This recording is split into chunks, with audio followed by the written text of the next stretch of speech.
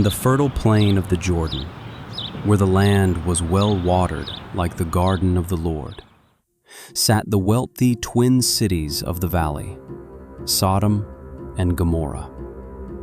But beneath the glittering gold and high stone walls, a deep moral decay had poisoned the hearts of the people. The outcry against Sodom and Gomorrah is immense, and their sin is incredibly grave. I will go down to see if what they have done is as bad as the outcry that has reached me. Hearing this, Abraham stood before the Almighty, pleading for the innocent. Will you sweep away the righteous with the wicked? What if there are 50 righteous people in the city? Will you not spare the place for the sake of the 50 righteous who are in it? Far be it from you to do such a thing.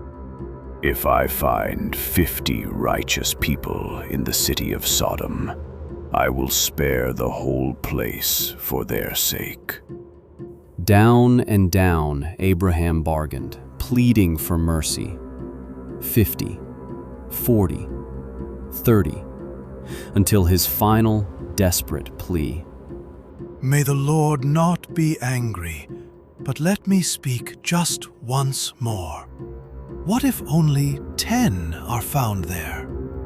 For the sake of 10, I will not destroy it. As evening fell, two mysterious travelers walked through the dust toward the eastern gates of Sodom, their true forms veiled in humble robes.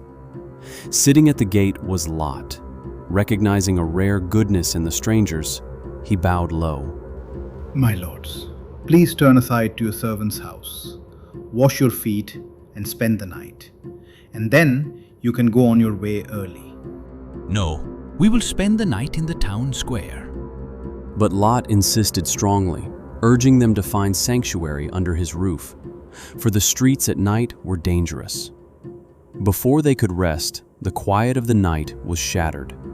The wicked men of the city, young and old, emerged from the dark alleyways surrounding the house. Where are the men who came to you tonight? Bring them out to us.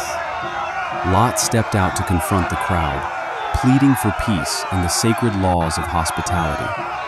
No, my friends, don't do this wicked thing. Do nothing to these men, for they have come under the protection of my roof. Get out of our way. This fellow came here as a foreigner, and now he wants to play the judge. We'll treat you worse than them. The mob pressed forward, threatening to shatter the door.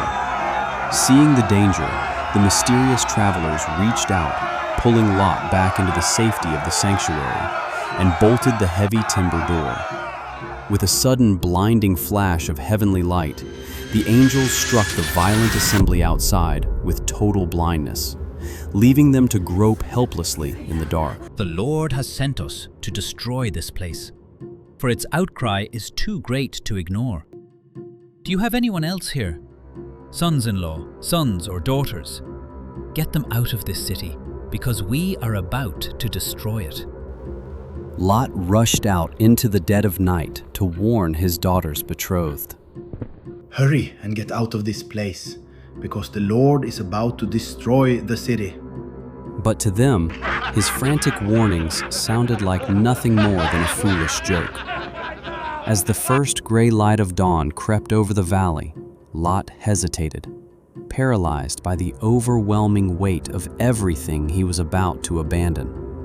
But the mercy of the Lord was unyielding. The messengers seized Lot, his wife, and his 2 daughters by the hands, physically dragging them out beyond the doomed city walls. Flee for your lives. Do not look back, and do not stop anywhere in the plain. Escape to the mountains, lest you be swept away. The sun finally rose over the horizon as Lot reached the small sanctuary of Zoar, and the ticking clock ran out. Then the heavens fractured. The Lord rained down burning sulfur upon Sodom and Gomorrah, a torrential deluge of fire rushing out of the sky. He utterly destroyed those cities, the entire fertile plain, every living soul within them, and all the vegetation of the ground. But Lot's wife, walking behind him, faltered. Swept up by regret, she turned her eyes back toward the burning ruin of her home, and in that fleeting second, she was crystallized, transformed into a silent, frozen pillar of salt amidst the drifting ash. Early the next morning, Abraham climbed back up the rugged trails, returning to the sacred place where he had stood before the Almighty. He looked down toward the valley of Sodom and Gomorrah and saw nothing but dense, black smoke billowing from the plain, rising like the smoke of a colossal furnace. This was the rise and fall of the great cities of Sodom and Gomorrah, a civilization that began in glittering, fertile promise, ended as a silent, ash-choked graveyard. The ruins of the valley leave behind a sobering mirror for our lives today. We too build our own Sodoms, comforting ourselves with temporary wealth, glittering distractions, and the slow, quiet erosion of our character. Like Lot's wife, we are constantly tempted to look back, clinging to the very environments that are designed to destroy us. But history warns us that when the foundations of truth crumble, judgment is never far behind. Today, the call is to step out of the shadows of compromise.